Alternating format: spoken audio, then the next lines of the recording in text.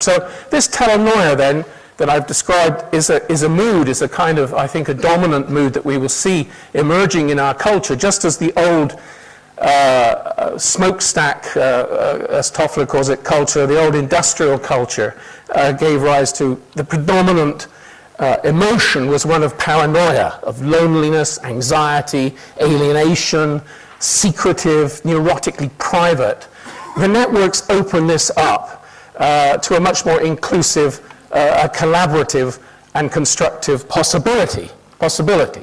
It will come. So, but I want to talk about, I mean, just as the world is just beginning to catch up with the idea of networks, of telematics and so forth, a new media situation is emerging, and that's really what I wanted to talk about today, because I imagine most of you are familiar, you use the web, you use the networks and so on. I wanted to look just a little bit over the edge to see where we might be going, and I have to preface that by saying that, in my view, all description of the world and all prediction about the world is driven by desire. So I'll be quite upfront to say this is my desire that is pushing this perspective forward, but I'm trying to collect evidence to support it.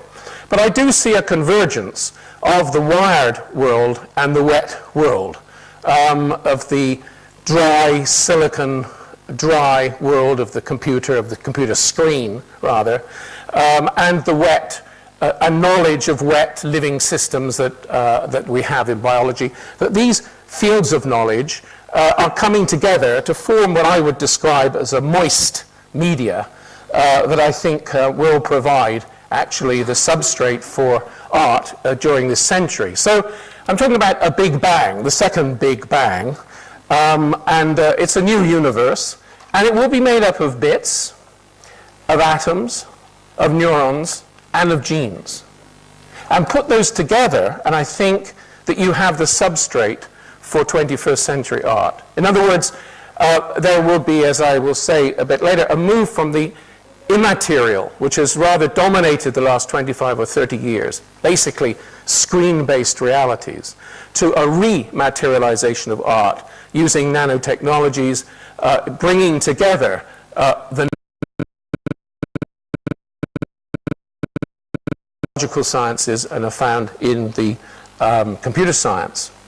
I want to look at a few artists who seem to be working in these areas. The rabbit, bottom right, Alba, is probably known to readers of the New Scientist at least, and to Newsweek in most countries, and I don't know whether it's had much publicity in Switzerland. It's created by Eduardo Kac.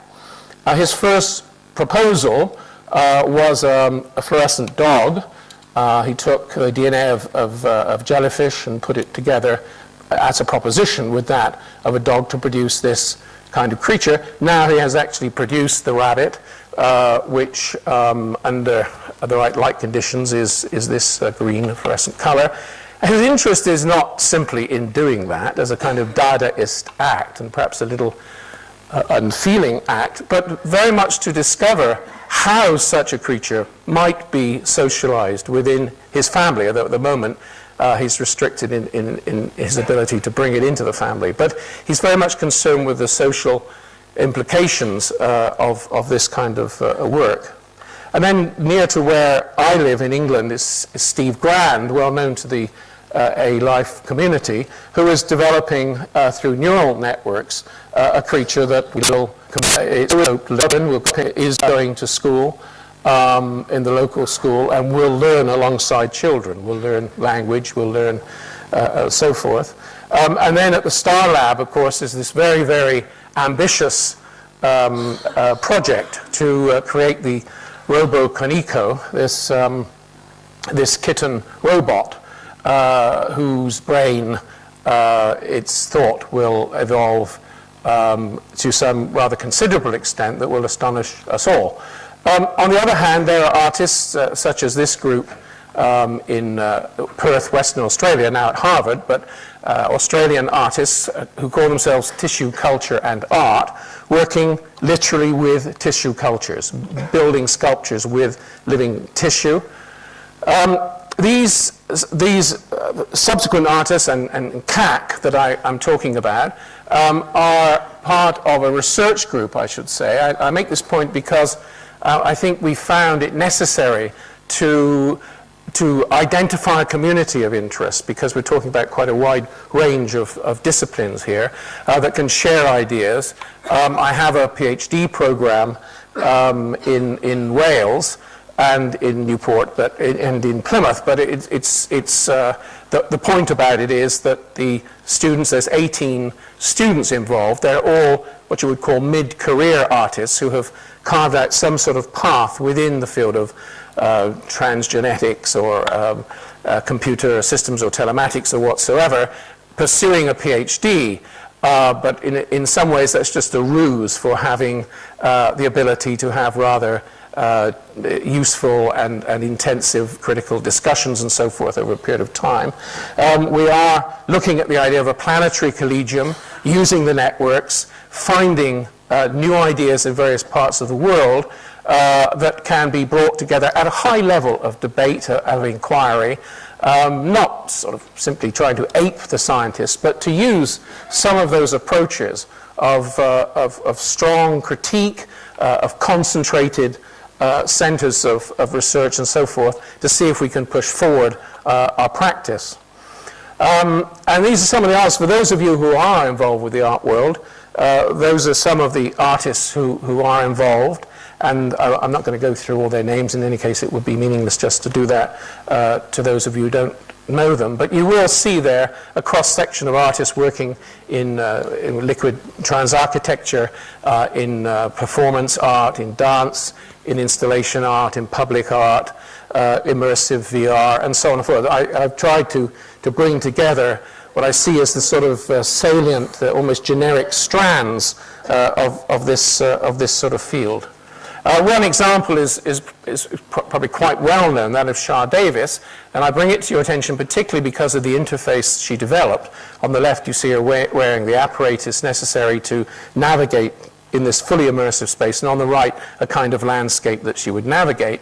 The point about it, which is I think of some interest to this particular meeting, dealing with consciousness, is that the interface responds to the rise and fall of the chest. As you breathe in, you rise up in the space. As you exhale, you go down. And there's also a sensing device to measure the articulation of the neck, such that within a few minutes of a total immersion in this space, you find that you think that you want to be up in that far corner, and you float up there. You don't have, a glove or a sort of a magic finger or pointer to move you around. You literally relax and think about where you want to be, and almost autonomically the body is using, of course, this interface effectively to navigate through that sort of space.